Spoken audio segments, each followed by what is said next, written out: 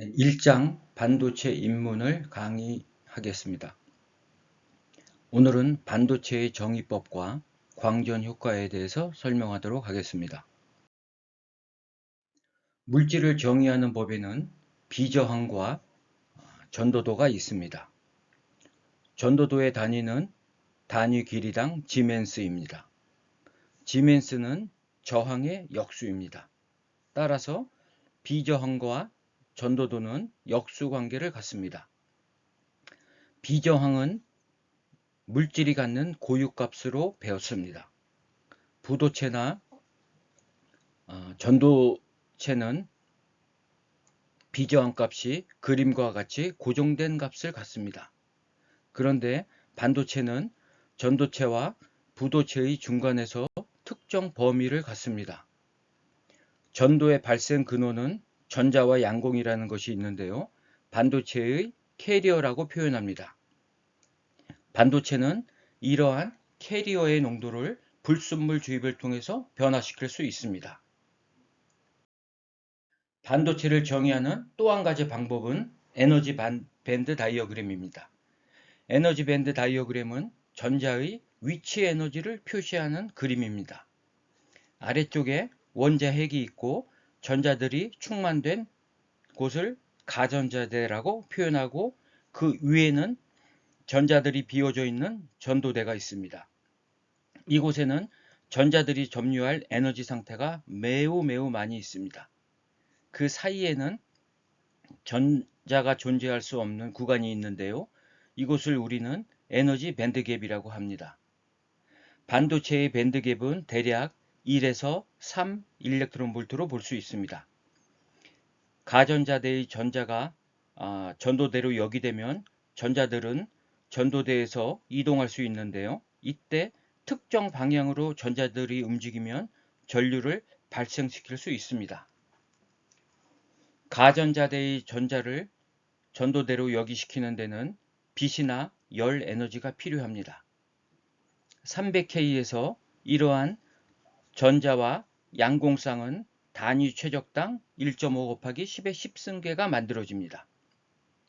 상온에서 원자핵에 구속되어 있는 최외곽 전자들이 자신들이 궤도에서 가만히 있는 것이 아니라 10의 10승계만큼 생성되고 소멸되고 반복하고 있는 것입니다. 전자와 양공의 농도가 동일한 반도체를 우리는 진성 반도체라고 하고, 전자가 높거나 그 반대인 양공이 높은 반도체를 외인성 반도체라고 합니다. 반도체는 적당한 에너지 갭으로 인하여 손쉽게 전도대의 전자를 이동시킬 수 있습니다. 반면에 부도체를 보면 에너지 밴드갭이 매우 큽니다. 전자들을 전도대로 보내는 데는 반도체보다 훨씬 더 많은 에너지가 필요합니다. 부도체에 전자가 풍부한데도 불구하고 전류를 잘 흐르지 못하는 이유가 바로 에너지 밴드갭이 크기 때문입니다. 메탈을 살펴보도록 하겠습니다. 메탈은 표면에 항상 전자들로 충만되어 있습니다. 메탈은 에너지 밴드갭이 0이거나 가전자대와 전도대가 겹쳐진 물질입니다. 따라서 메탈은 아주 훌륭한 전도체로 작용을 하는 것입니다. 지금까지 반도체를 정의하는 데에는 비저항, 전도도, 에너지 밴드갭으로 설명하였는데 그 경계가 명확치 않는 부분이 있습니다. 그래서 반도체라 함은 불순물을 주입해서 전류를 메탈에 버금가게 잘 흐르게 할 수 있는 물질 정도로 해석하면 되겠습니다.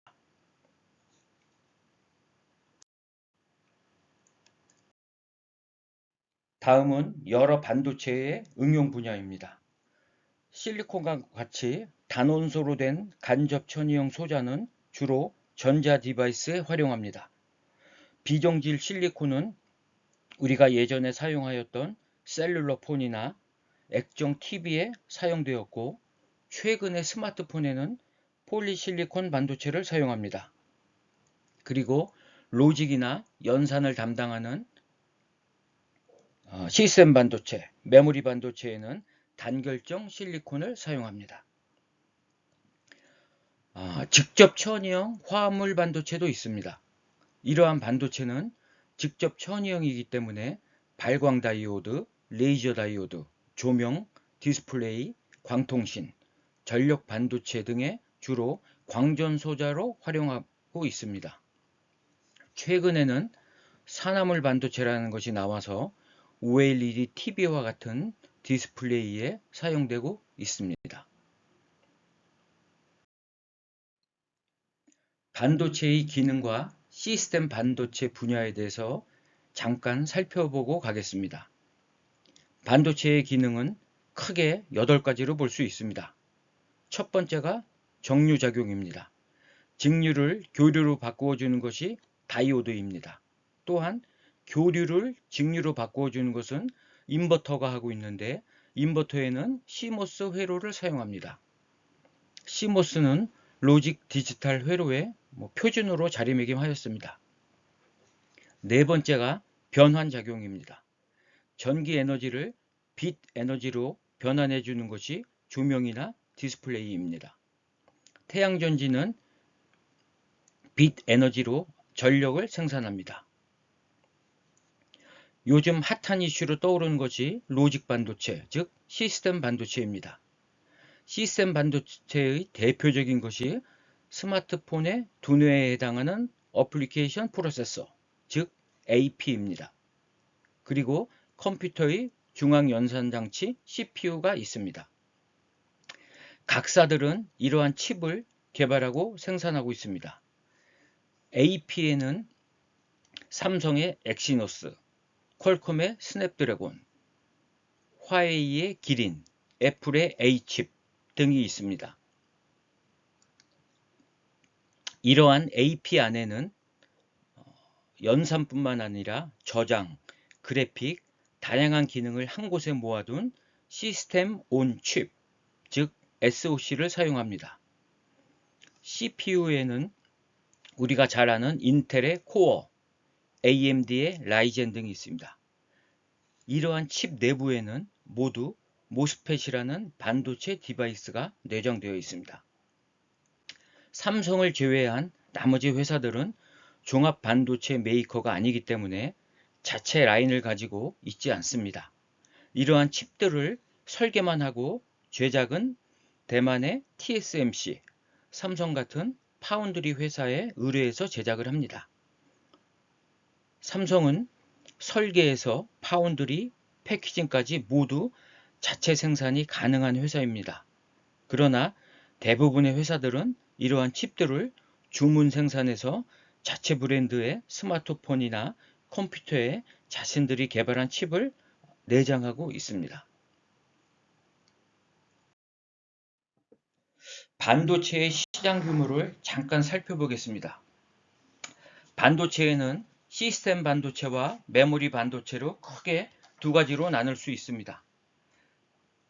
시스템 반도체의 시장은 메모리 시장의 2배 이상으로 큽니다. 전체 시장 규모는 2021년 기준으로 해서 약 700조가 넘습니다. 현재는 더 클 것으로 예상합니다.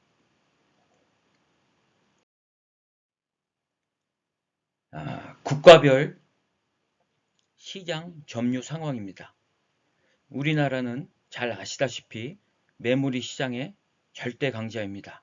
메모리 시장의 65%를 우리가 차지하고 있습니다. 그런데 시스템 반도체를 보면 미국이 절대 강자임을 알 수 있습니다. 우리의 시스템 반도체 점유율은 매우 낮습니다. 우리가 현재 주력하고자 하는 부분도 이 시스템 반도체의 설계, 공정, 패키징 등 전 분야입니다.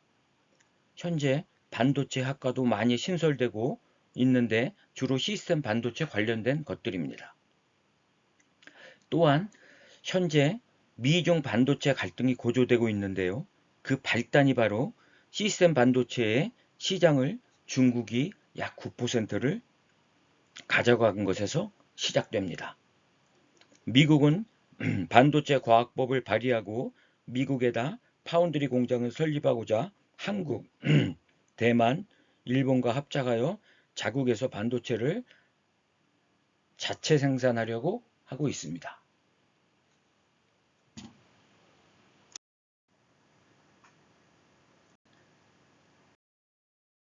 이제 광전 효과에 대해서 알아보도록 하겠습니다.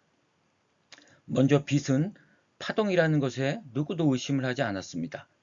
1801년 그 유명한 영의 이중 슬립 실험을 통해서 빛의 파동성이 입증되었고, 프레넬의 회절 실험으로 빛은 파동이라는 결론에 도달했습니다. 빛은 회절하고 서로 보강 간섭과 상쇄 간섭을 통해서 스크린에 주기적인 간섭 무늬를 나타냅니다.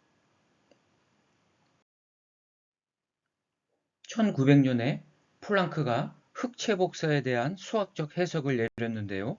물체가 외부로부터 에너지를 받아서 가열되면 표면으로부터 열복사 에너지를 방출하게 됩니다. 이러한 에너지 방출은 원자가 진동하면서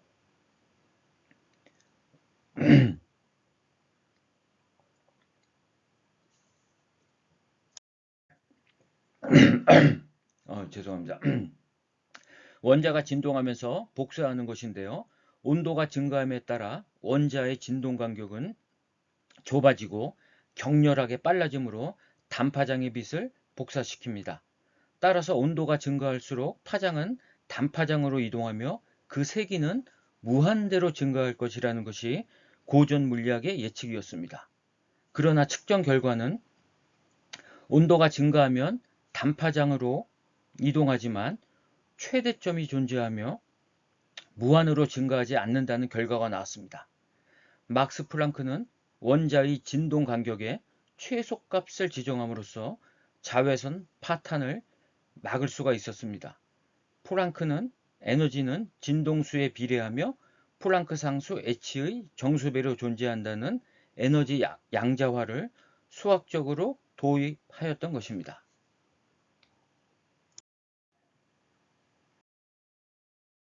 이러한 사실을 바탕으로 1905년 아인슈타인은 광전 효과를 해석하였는데요. 먼저 광전 효과가 무엇인지 간단히 살펴보겠습니다. 금속 표면에 빛을 쪼이면 광전자가 튀어나온다는 것인데요. 어떤 특정 진동수 이하의 빛을 쪼이면 전자가 튀어나오지 않으며 빛의 세기를 증가시켜도 전자는 튀어나오지 않았습니다. 한계 진동수 이상에서는 전자는 금속으로부터 결합을 끊고 운동 에너지를 받아서 밖으로 나옵니다. 가운데 열을 한번 보십시오. 이때 빛의 세기를 증가시키면 전자의 운동 에너지는 변하지 않고 전자들의 개수가 증가합니다. 한편 진동수를 증가시키면 전자의 운동 에너지는 증가하지만 튀어나오는 전자 개수는 변하지 않습니다. 가로축을 보면 됩니다. 높은 진동수에서 빛의 세기를 증가시키면 역시 동일하게 튀어나오는 전자의 개수는 증가합니다. 빛의 세기가 커진다는 것은 빛의 진폭이 커지는 것이고 파동의 에너지도 증가하는 것이므로 당연히 튀어나오는 전자의 운동 에너지가 증가할 것이라는 것이 고전 물리학의 예상이었는데요. 결과는 운동 에너지는 변화가 없고 전자의 개수만 증가한다는 이해하기 어려운 결과가 나왔습니다. 광전효과 실험법에 대해서 잠시 살펴보도록 하겠습니다. 광전효과 실험법은 광전자를 집속판에 양의 전압을 인가해서 광전류를 발생시킵니다. 집속판에 음의 전압을 증가해 나가면 전자는 집속판에 모이지 못하고 마치 금속 표면에 정지해 있는 것 같은 현상이 발생하는데 이때 광전류는 0이 됩니다. 이러한 전압을 정지전압이라고 하고 정지전압으로부터 전자의 운동에너지를 예측할 수 있습니다. 실험 결과를 요약한 것인데요. 한계 진동수 이하에서는 전자는 튀어나오지 않습니다. 한계 진동수는 마치 우리가 물건값을 지불하고 물건을 구입하는 비용과 같은 것입니다. 물건값을 지불하지 않는 한 공급자는 물건을 팔지 않을 것이고 원하는 가격을 맞추어 줄 때 비로소 물건을 손에 넣을 수 있을 것입니다. 맨 왼쪽의 그림은 한계 진동수 이하에서는 전자가 방출되지 않는다는 것을 나타내었고, 전자를 금속 표면으로부터 방출시키는 데 필요한 에너지를 일함수라 표현합니다. 반도체에서 많이 나오는 용어입니다. 뒤에서 배우겠지만 페르미 준위에 있는 전자를 진공중으로 방출시키는 데 필요한 에너지로 정의합니다. 가운데 그래프는 빛의 진동수가 일정한 경우 빛의 세기를 증가시키면 광전류는 증가하지만 운동에너지는 변화가 없다는 것입니다. 정지전압, 즉 운동에너지와 무관하다는 것입니다. 맨 오른쪽 그래프는 빛의 세기가 일정한 경우 전자의 운동에너지는 진동수와 관련이 있다는 것입니다. 빛이 파동이라면 빛의 세기를 증가하면 파동의 에너지가 증가하므로 금속에 잡혀있는 전자들에게 에너지를 전달하여 결합을 끊고 전자를 밖으로 방출시킬 것입니다. 또한 세기가 증가하면 튀어나오는 전자의 운동 에너지도 증가할 것입니다. 이러한 고전 물리학의 예측과 상이한 결과에 대해서 아인슈타인은 다음과 같은 가정을 하였습니다. 빛은 광자라는 입자의 덩어리이며 빛의 에너지는 광자의 진동수에만 비례하며 플랑크 상수의 정수배로 된다. 따라서 진동수가 증가하면 광자 한 개가 가지는 에너지가 증가하므로 광자는 전자에게 충분한 에너지를 전달하여 표면으로부터 전자를 탈출시킨다. 광자의 에너지가 증가함에도 불구하고 전자의 수가 증가하지 않는 이유는 광자 한 개의 에너지가 오로지 전자 한 개에만 전달한다는 것입니다. 따라서 진동수를 증가시켜도 튀어나오는 전자의 개수는 증가하지 않는다는 것입니다. 세 번째로 빛의 세기는 광자의 개수와 관련이 있다. 광자 한 개는 전자 한 개의 에너지를 전달하므로 빛의 세기가 증가하면 광자의 수가 증가하는 것이고 각각의 광자들은 각각의 전자 한 개씩 에너지를 전달한다. 따라서 광자의 수가 증가하면 튀어나오는 광전자의 수가 증가하여 광전류가 증가하게 된다. 이렇게 빛은 광자라는 입자이며 광자 한 개의 에너지가 전자 한 개의 에너지를 전달한다는 해석을 통해서 광전 효과를 모순 없이 해석하였습니다. 광전 효과의 핵심은 광자라는 입자 한 개의 에너지가 전자 한 개에 전달한다는 것입니다.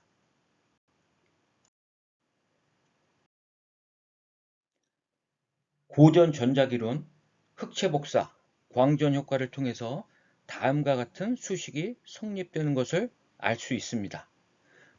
운동량은 플랑크 상수를 파장으로 나눈 것과 동일하다. 특정 파장, 남다를 갖는 파동이 존재할 때 그 파동은 입자의 특성을 갖는 운동량을 정의할 수 있다는 것이 이 수식이 의미하는 것입니다. 결국 빛은 파동과 입자라는 이중성을 갖는다. 이것으로 아인슈타인은 노벨 물리학상을 수상하였으며 광전 효과가 우리에게 최종적으로 전달하고자 하는 메시지입니다. 1927년 콤프턴 산란으로 빛은 입자라는 것이 증명되었습니다. 한편 프랑스의 물리학자 드브로이는 광전 효과를 참조해서 당시 고전적으로 입자로 취급되었던 전자는 과연 혹시 파동이 아닐까라는 의심을 하게 되었고, 그 의심에서 탄생한 것이 드브로이의 물질파 이론입니다. 특정 운동량 P를 갖는 입자가 존재할 때 그 입자는 파동의 성질을 지니며 그 입자의 파장은 플랑크 상수를 그 입자의 운동량으로 나눈 것과 같다. 이것으로 물질은 파동과 입자라는 이중성을 가지며 이 수식으로 드브로이는 노벨 물리학상을 수상하게 됩니다.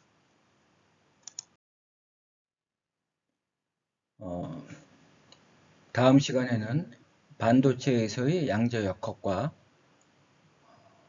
주기적 원자 배열을 갖는 결정 구조의 EK 다이어그램, 크로니 페니 모델에 대해서 강의를 진행하도록 하겠습니다. 이것으로 강의를 마치도록 하겠습니다.